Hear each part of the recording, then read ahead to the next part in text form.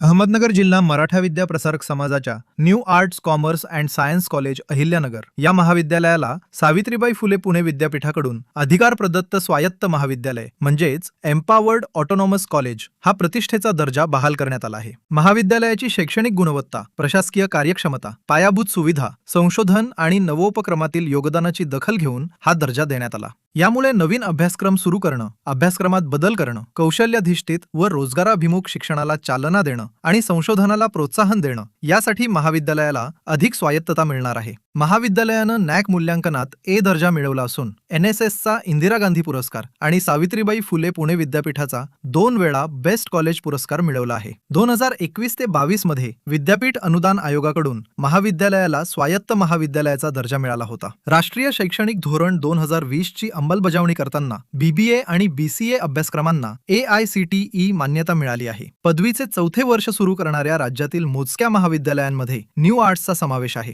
तसेच apprenticeship embedded degree programme अंतर्गत BA लोकप्रशासन, BSc wine technology, BSc hospitality studies आणि BCom accounting हे 4 अभ्यासक्रम सुरू करण्यात आले आहेत। या यशाबद्दल संस्थेचे अध्यक्ष रा. दरे, उपाध्यक्ष डॉक्टर विवेक भापकर, सचिव ॲडव्होकेट विश्वासराव आठरे पाटील, सहसचिव मुकेश मुळे, खजिनदार ॲडव्होकेट दीपलक्ष्मी म्हसे तसेच सर्व विश्वस्त, कार्यकारिणी सदस्य, संस्था सदस्य आणि हितचिंतकांनी समाधान व्यक्त केले। महाविद्यालयाच्या या यशामागे प्राचार्य, उपप्राचार्य, प्राध्यापक, प्रशासकीय अधिकारी, कर्मचारी आणि आजीमाजी विद्यार्थ्यांच्या सामूहिक प्रयत्नांचे योगदान असल्याचं सांगण्यात आले। यावेळी प्राचार्य डॉक्टर बाळासाहेब सागडे, माजी प्राचार्य व संचालक डॉक्टर BH झावरे, उपप्राचार्य डॉक्टर संजय कळमकर, डॉक्टर अनिल आठरे, समन्वयक डॉक्टर अनंता हारकळ, विभाग प्रमुख व प्राध्यापक, प्रबंधक बबन साबळे, कार्यालय प्रमुख राजू पाटील, जगन्नाथ सावळे, प्रशासकीय अधिकारी आणि सेवक उपस्थित होते।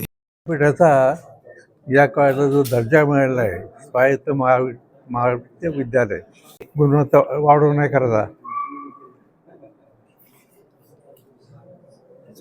आणि त्याची माहिती सगळ्यांना व्हावी या हेतूने आजची पत्रकार परिषद बोलावलेली आहे।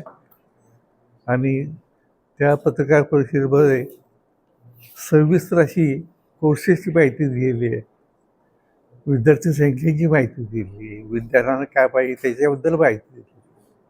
तेव्हा एकूणच विद्यार्थ्याची प्रगती कशी होईल याकडे आमच्या विद्यालयाचा संस्थेचा ओढा आहे, कल आहे।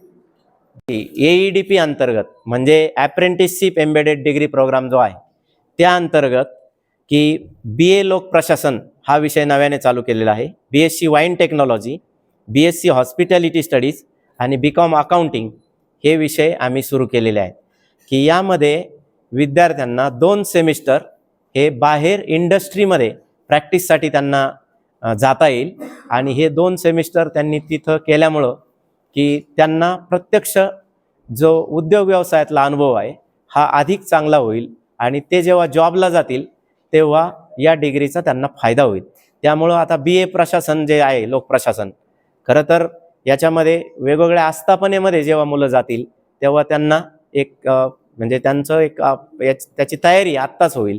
आणि बाकीचेही विषय आहेत की अकाउंटचा आहे, त्याचबरोबर वाईन टेकचा आहे, हॉस्पिटॅलिटी स्टडीचा आहे, तर या विषयात अधिकाधिक मुलांनी प्रवेश घ्यावा। लोकप्रशासन हा BA लोकप्रशासन हा जो विषय आहे की तो MPSC UPSCच्या धर्तीवर पण आहे, परंतु आम्ही त्याच्यामध्ये आणखी असा विचार केला की खाली ज्या आस्थापना काम करतात म्हणजे उदाहरणार्थ जिल्हाधिकारी कार्यालय असेल, जिल्हा परिषद असेल, त्याचबरोबर वेगवेगळ्या इंडस्ट्रीच्या वेगवेगळ्या आस्थापना असतात आणि या आस्थापनेमध्ये सुद्धा की हे मुलांना काहीतरी करता यावं, जॉब करता यावे, तिथं त्यांना लिहिता यावं, तिथली नोकरी करता यावी, हा सुद्धा काही भाग आम्ही सिलेबसमध्ये टाकलेला आहे। रयत समाचारसाठी प्रतिनिधी पंकज गुंदेचा, अहिल्यानगर।